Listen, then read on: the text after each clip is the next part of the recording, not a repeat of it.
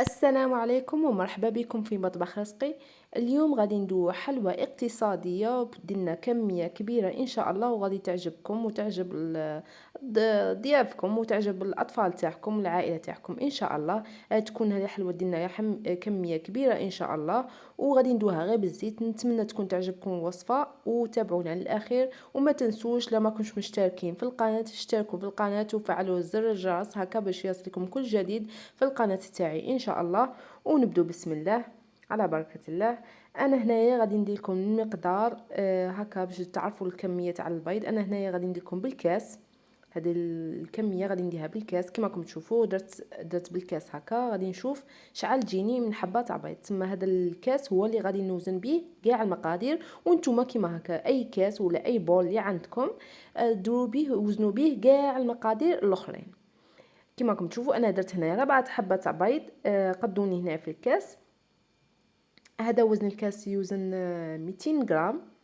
وزدت عليها تاني نفس الكاس درتها تاع السكر، نفس الكاس درتها تاع السكر. وهنا درت عليها واحدة ساشي تاع فانيليا. لا عندكم فانيليا سائلة استعملوا السائلة. وما ننسوش قرصة تاع الملح، ونخلطوا كاع المكونات كيما هكا في رحبة حتى يتجانس لنا هذاك البيض مع السكر، ويذوب لنا شويه هذاك السكر في وسط البيض. كما قلت لكم هذه هنا الحلوى الاقتصاديه غادي تجيكم بكميه وفيره ان شاء الله، وغادي تكون بنينه وغادي تعجبكم كما شفتوا في الصوره. غادي يجي الذوق تاعها بنين وغادي تعجبكم ان شاء الله. وغادي يكونوا فيها صوالح قلال، معناتها صوالح اللي غادي نديروهم كاع يكونوا في كل بيت. كما راكم تشوفوا ملي خلطنا مليح زدنا عليه هذاك الكاس تاع الزيت تاني نفس المقدار. كاع درناهم كيف درنا دروك هنايا كاس تاع زيت، ونخلطوا كاع المكونات هكا باش يتجانس لنا مليح هذاك الزيت مع السكر والبيض. كما قلت لكم المقدار اللي تبغوا. انا هنايا في الكميه اللي درتها بهذا الكاس جاتني فايت 50 حبه. نتوما استعملوا اي كيله اللي راكم باغيين تكيلوا بها، هي الكيله اللي استعملوها هي اللي كملوا بها كاع المكونات الاخرين كيما هكا. وهنايا كيما راكم تشوفوا زدت الفارينه وزدت عليها ساشي تاع لا ليفيغ، معناتها وحده تاع خميره الحلويات ووزن 10 غرام. وهنايا قعدت نخلط بالفوي هكا نسي نلايم الفارينه هكا وندخل الفارينه في وسط الخليط كيما راكم تشوفوا بهذه الطريقه. هنايا ما ننسوش من نخلطوا مليح كيما هاك. هنا غادي نزيد دوك غادي نديرها بيديا هكا باش نلايم العجينه تاعنا. وهنايا ما نسوش كيما قلت لكم الجامي لا غادي ما غاديش نعجنوها، غير هكا نبدو نلايموها فيها هكا بيدينا بهذه الطريقه. كيما راكم تشوفوا نبقوا نلايمو فيها غير كيما هكا بهذه الطريقه حتى يدخلنا الفاينه تدخلنا في وسط الخليط تاعنا. هنا بالنسبه للفاينه شعل خدات لي هنايا كل وحده وشعل تديلها شعل تديلها على حسب الفاينه وعلى حسب الوزن تاع الحبات تاع البيض اللي غادي تستعمليهم. هادو كاع ونفس المقدار تاع زعما تاع الكوب ولا هكا اللي غادي تستعمليه الكيله اللي غادي تستعمليها على حسابها. تما غادي تختلف الكميه تاع الفاينه.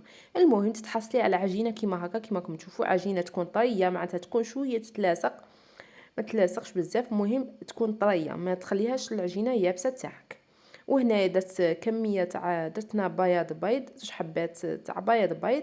وهنا عندي كميه تاع كوكاو مطحون مدجدج هكا شويه يكون شويه غليظ كيما راكم تشوفوا. هنايا الكميه تاعي تاع لاباط العجين قطعتها زعما درتها كويرات.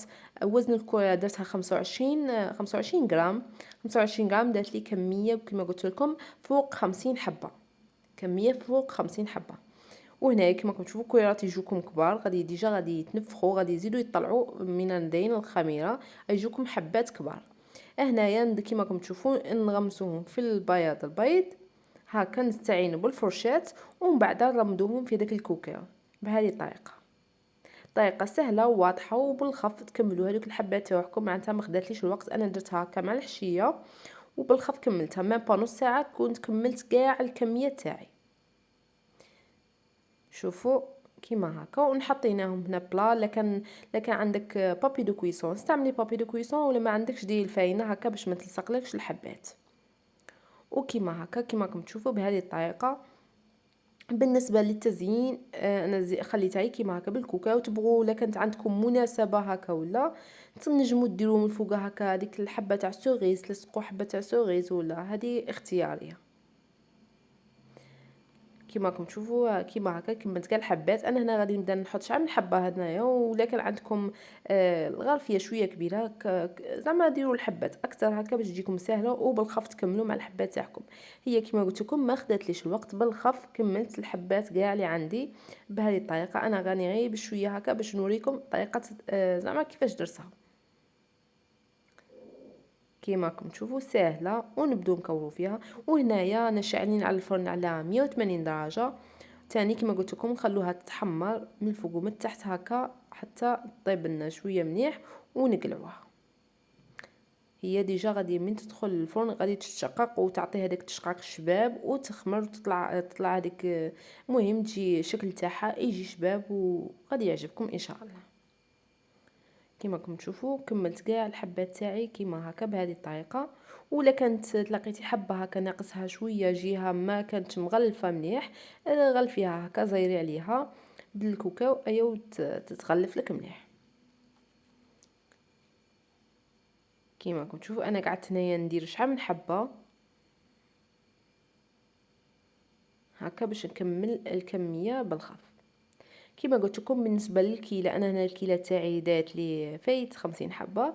لا كانت عندكم مناسبه ولا تقدوا كما قلت لكم تبدلوا الكيلات، دو اي كيله اللي راكم باغينها بالغرفيه ولا بالكيسان. كاين اللي يكون الكاس كبيره بها. قلت لكم بالنسبه للفاينه ما نجمش نقول لكم اكزاكت زعما شحال غادي تاخذ لكم الفاينه. هنايا هذا الكاطو غادي يولي الكاطو هذا ديجا طري، وكما قلت لكم غادي بالزيت معناتها اقتصادي، ما غاديش ما نستعملوش فيه الزبده، غادي اقتصادي. المكونات تاعها باينين، 3 مكونات باينين، وغادي يعجبكم ان شاء الله. وبالخف توجدي هكا القهوه تاع العصر ولا بالخف توجدي كاع الكميات تاعك. وهنايا من حطيت الحبه تاعي خليت شويه ليسباس بيناتهم هكا باش من يطيبوا ما يتلاصقوش. وهنايا شوفوا كيفاش طابوا وجا الشكل تاعهم شباب. انا دريت عليهم شويه تاع سكر غلاس كيما راكم تشوفوا. شوفوا كيفاش تشقوا عطاو منظر شباب هنايا الحبات تاعنا. شوفوا الحلوى تاعنا كيفاش جات مشقه جات شابه وتنفخت طلعت. شوفوا كيفاش جات، قربت لكم هكا باش تشوفوا من الداخل كيفاش جات. وهنايا غادي نقسم لكم هكا باش تشوفوها كيفاش جات من الداخل وكيفاش جات طريه. شوفوا الطراوه تاعها جات طريه بزاف، وغادي تعجبكم ان شاء الله. هادنا عاده راهي عاده زعما جديده. شوفوا كيفاش جات شابه، جات ومام البنه تاعها الذوق تاعها بنين بزاف. نتمنى تكون عجبتكم الوصفه تاع اليوم، وما تنسوناش بالاشتراك تاعكم وتفعيل الجرس. وش نقول لكم، تهلاو في رواحكم، وان شاء الله نتلاقاو في وصفه اخرى، ومع السلامه.